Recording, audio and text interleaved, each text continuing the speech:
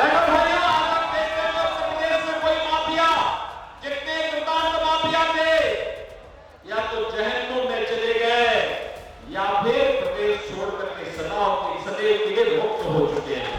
जिन लोगों ने आजमगढ़ के सामने पहचान का संकट खड़ा किया था, ये आजमगढ़ को जिन्होंने आतंकवाद का गढ़ बना दिया था, तो सेपली परिवार आया है ना यहाँ पे, ये शोषण करने के लिए आया है, आपको ठगने के लिए आया है, फिर ये चले जाएंगे, दोबारा फिर आप झांकने नहीं आएंगे।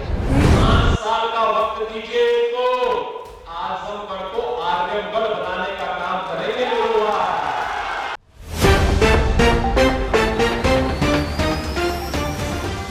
आपके 400 पार के नारे से समाजवादी पार्टी को चक्कर आने लगता है, वे बहुत हो जाते हैं। 400 पार कैसे?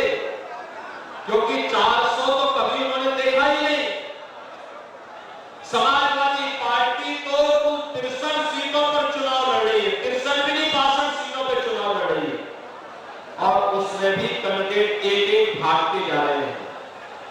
एक को दिया वो भाग गया, फिर दूसरा को दिया वो भाग गया, फिर तीसरे को दिया वो भाग गया। तो वे इस बात से घबराए हैं, फिर जनता से पूछते कैसे 400 होगा, तो जनता फिर कहती है कि जो राम को लाए हैं, क्या होती है, जो राम को लाए हैं, जो राम को लाए हैं, क्या आजमगढ़ इससे सहमत है? सहमत है? बोला जय श्री राम, लेंगे आपका जय श्री राम। बहनों भाइयों, आज देश के अंदर जो तस्वीर और तकदीर बदली है, यह मोदी जी के कारण होती है। देश को दुनिया के अंदर सम्मान मिल रहा है। 140 करोड़ भारतीयों को आतंकवाद और नक्सलवाद से मुक्ति मिली है।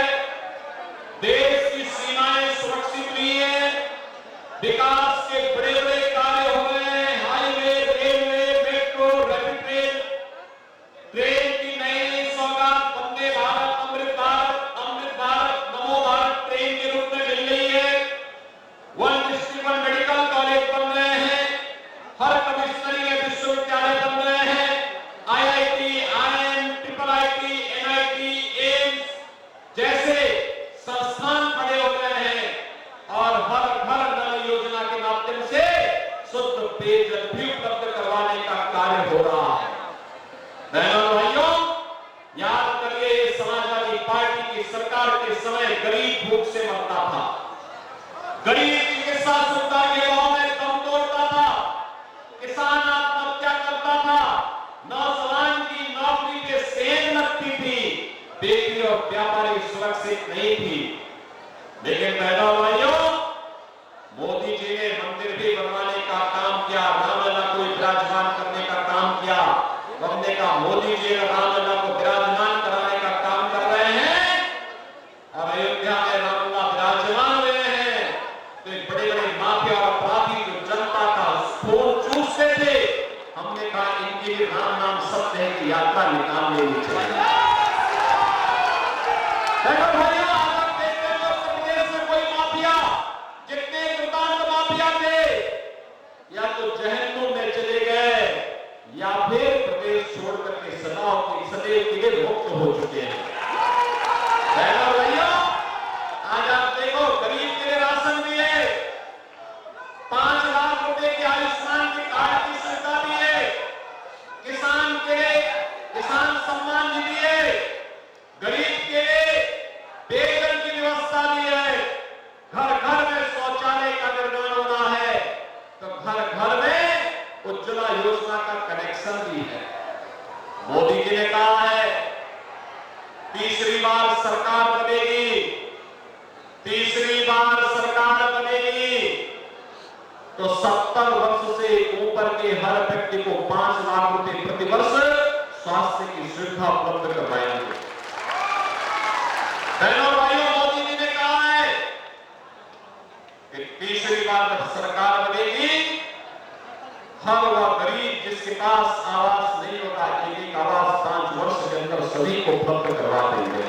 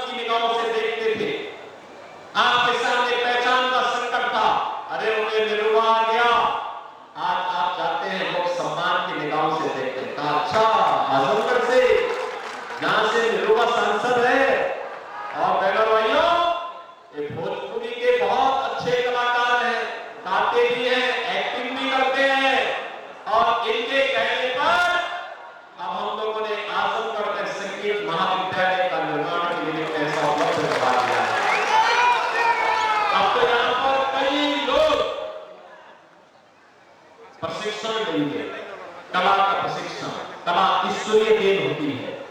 और बहनों भाइयों, बहुत सारे लोगों को आगे बढ़ने का अवसर मिलेगा। समाजवादी पार्टी अपराधी पालती थी, अपराधियों की फैक्ट्री चलाती थी, माफियाओं की फैक्ट्री चलाती थी, और निरुआ यहाँ पर संगीत महाविद्यालय के माध्यम से नए नए कलाकार पैदा करके भारत की संगीत जगत को एक नई ऊंचाई देने का काम करेंगे। बहनों भाइयों, गांव से निकला हुआ एक निरुआ आज अपने दम पर, अपनी मेहनत से, अपने पसीना बहा करके मुंबई जाकर के बेहतरीन कलाकार बना। और इसलिए जब मैं मुंबई गया था उत्तर प्रदेश दिवस पर, ये निरुआ और रवि किशन दोनों मुझे मिले। अरे हमने कहा यहाँ क्या कर रहे हो? कहा कि यहाँ पे हम एक्टिंग करते हैं। हमने कहा एक्टिंग बहुत हो रही है, अब अपने पूर्वी उत्तर प्रदेश के लिए भी कुछ करो, चलो विकास के कार्य के लिए। और बहनों भाइयों, आपने देखा होगा निरुआ को आजमगढ़ से, रवि किशन को गोरखपुर से सांसद बना करके देश की संसद में भेजे। आपके आशीर्वाद हमारे भेजे हैं ना, दोनों लोग जीते हैं ना। और इसलिए मैं कह रहा हूं, गरीब की मेहनत को सम्मान दिया जाना चाहिए, उसके परिश्रम को सम्मान दिया जाना चाहिए, उसके द्वारा बहाए जाने वाले पसीने को सम्मान दिया जाना चाहिए।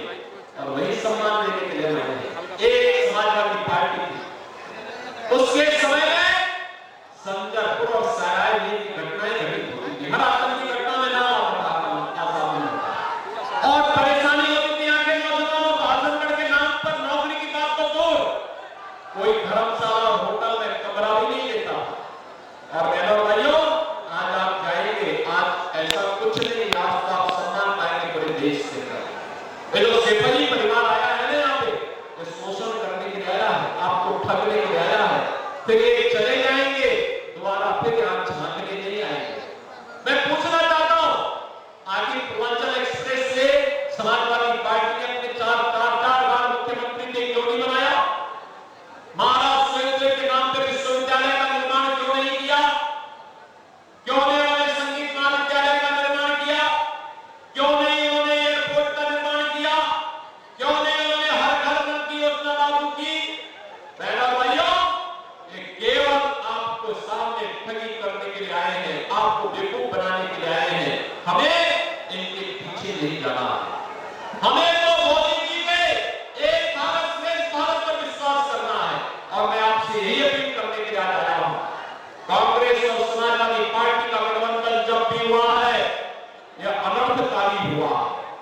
यह गठबंधन देश के लिए विनाशकारी हुआ है। याद करिए, कांग्रेस और समाजवादी पार्टी के गठबंधन के समय अयोध्या में राम मंदिर पर आतंकी हमला होता है, काशी में संकट मोचन मंदिर पर आतंकी हमला होता है, लखनऊ, वाराणसी और अयोध्या की कचहरियों पर हमला होता है। ये सभी लोग उस समय मौन रहते थे, कहते थे आतंकवादी सीमा पार की है। और आज आतंकवाद को समाप्त किया जा चुका है। अब कोई बोलता जब पटाखा भी जोर से फटता है तो पाकिस्तान सफाई देता है, कहता साहब मैंने नहीं किया है, क्योंकि इसे मालूम है कि नया भारत है, छेड़ता नहीं है, लेकिन कोई छेड़ेगा तो उसको छोड़ेगा भी नहीं। और इसलिए हम आए आज यहाँ पर आपसे अपील करने के लिए, एक कांग्रेस और समाजवादी पार्टी का गठबंधन एक बार फिर से बना है। एक गुमराह करेंगे, लेकिन सच्चाई यह है कि मैनिफेस्टो को देखो, उसमें कहते हैं कि अनुसूचित जाति, जनजाति और पिछड़ी जाति के लोगों को मिलने वाले आरक्षण में से एक हिस्सा हम मुसलमानों को दे देंगे। क्या अनुसूचित जाति और पिछड़ी जाति के आरक्षण पर आप मुसलमानों को सेल लगाने देंगे क्या? लेकिन लोग तो यही करना चाहते हैं। इन लोगों ने पहले भी क्या थी शरारत, वो तो भारतीय जनता पार्टी ने विरोध किया, सफल नहीं हो पाए। और कांग्रेस के इंडी गठबंधन के सभी नेता कह रहे हैं, बिहार में लालू जी कह रहे हैं कि मुसलमानों को सारा आरक्षण दे देंगे। ऐसे ही राहुल गांधी का बयान भी आया था, ऐसे ही समाजवादी पार्टी के नेताओं के बयान भी आ रहे हैं कि हम आरक्षण मुसलमानों को बांट देंगे। क्या इसकी स्वीकृति देंगे? भाइयों, बाबा साहब भीमराव अंबेडकर ने कहा था कि धर्म के आधार पर आरक्षण नहीं हो सकता, क्योंकि धर्म के आधार पर भारत का विभाजन हुआ था, इसलिए वे दोबारा आरक्षण इस रूप में स्वीकार नहीं कर सकते। दूसरा, इन लोगों के दिमाग में एक नई खुरापात आई। पहले इन्होंने देश को बांटा, फिर इन्होंने देश को क्षेत्र और भाषा के आधार पर बांटने का कुत्सित प्रयास किया, फिर जातियों को आपस में लड़ाने का कुत्सित प्रयास किया, और अब ये क्या करने जा रहे हैं? अब इनके द्वारा कहा जा रहा है कि हम विरासत टैक्स लगाएंगे। विरासत टैक्स का मतलब आप जानते हैं? आपके पूर्वजों के द्वारा, आपके बाप दादों के द्वारा, आपके ग्रैंडफादर और आपके फादर ने जो संपत्ति अर्जित की है, इनका विरासत टैक्स उसमें से आधा ले लेगा, और फिर उस प्रॉपर्टी को ये लोग पाकिस्तान, बांग्लादेश और अफगानिस्तान से आए हुए मुसलमानों में बांटने का काम करेंगे। क्या इसको स्वीकार करेंगे क्या? अरे आपके 4 कमरे का घर, 4 कमरे का घर ये लोग कहेंगे तो आपको विरासत में मिला है, इसमें से आधा आपको खाली करना होगा, और उसमें 2 कमरों में आप रहें और नीचे 2 कमरों में आप रहें, ऊपर के 2 कमरों में कोई पाकिस्तानी आकर के, कोई बांग्लादेशी आकर के बैठ जाएगा, क्या आपका तो जीना हराम हो जाएगा? यानी ये समाजवादी पार्टी और कांग्रेस के अंदर औरंगजेब की आत्मा घुस गई है। औरंगजेब मुगलों का सबसे क्रूर बादशाह था। वह क्या करता था? उसने सबसे पहले सत्ता के लिए अपने भाई की हत्या की, फिर अपने बाप को जेल में बंद कर दिया। भाइयों, अगर किसी को औरंगजेब के पाकिस्तानी को देखना है तो काशी में काशी विश्वनाथ का मंदिर किसी ने तोड़ा था, इसी दुर्दांत, इसी निर्लज्ज औरंगजेब ने तोड़ा था। मथुरा में भगवान कृष्ण के मंदिर को तोड़ने वाला यही दुर्दांत, यही निर्लज्ज औरंगजेब था, और अपने बाप को भी जेल में इसने बंद किया था। शाहजहां वही जिसने आगरा का ताजमहल बनाया था, और आप जाइए पटना की खुदावंत लाइब्रेरी में, वहां की लाइब्रेरी में आप पढ़ेंगे शाहजहां ने अपनी जीवनी में लिखा है, उसने कहा था, कमबख्त औरंगजेब, तुझ जैसा पुत्र किसी को पैदा न हो, तुझसे अच्छे मेरे हिंदू हैं, जीते जी अपने बड़े बुजुर्गों को सेवा करते हैं और मरने के बाद भी श्राद्ध और तर्पण के माध्यम से उनकी तृप्ति के लिए कार्य करते हैं, अवश्य कार्य करते हैं। बहनों भाइयों, वो औरंगजेब की आत्मा अब ये समाजवादी पार्टी और कांग्रेस के अंदर घुस चुकी है, इसीलिए विरासत टैक्स की बात करते हैं। क्या विरासत टैक्स तक जगाने वालों को, आतंकवाद का समर्थन करने वालों को, राम जन्मभूमि पर भगवान राम के मंदिर को तोड़ने, राम मंदिर के विरोध करने वालों को, गरीबों पर अत्याचार करने वालों को, बेटी और व्यापारी की सुरक्षा में सेल लगाने वालों को, क्या हम वोट देंगे? क्या हम वोट देंगे? क्या हमको? जो इस समाजवादी पार्टी के लोग कहते हैं राम मंदिर बेकार बना है, क्या इनको हमारा वोट जाएगा? क्या बहनों और भाइयों, राम भक्त और राम द्रोहियों के बीच की लड़ाई में हम सबको तय करना होगा। राम भक्त आत्मनिर्भर और विकसित भारत की संकल्पना को साकार करने के लिए मोदी जी के नेतृत्व में है। राम द्रोही ये अलग अलग दलों के रूप में छद्मवेश से प्रहार करेंगे, आपके बीच में आएंगे, जाति का नारा देंगे, आपको हर प्रकार से गुमराह करने का प्रयास करेंगे। इनके बहकावे में नहीं आने की आवश्यकता है। आप इसीलिए मैं आपके पास आया हूं। निरोबा को दूसरी बार, पिछली बार तो उनको केवल 2 ही साल काम करने को मिला, अभी तो उनको केवल 2 ही साल काम करने को मिला, तो कितनी योजनाएं वो लेके आ गए। 5 साल का वक्त दीजिए इनको, आजमगढ़ को आर्यमगढ़ बनाने का काम करेंगे निरोबा। सहमत है? निरोबा को जिता के भेजेंगे, भेजेंगे, सभी लोग सहमत हैं? तो हाथ उठा करके बताओ ना। मैं जानता हूं गर्मी है, लेकिन अब तो चुनाव तो है, 5 दिन का समय पहले देना पड़ेगा। सभी सहमत है ना? लेकिन आपको इसके लिए 2 काम करने पड़ेंगे। करेंगे?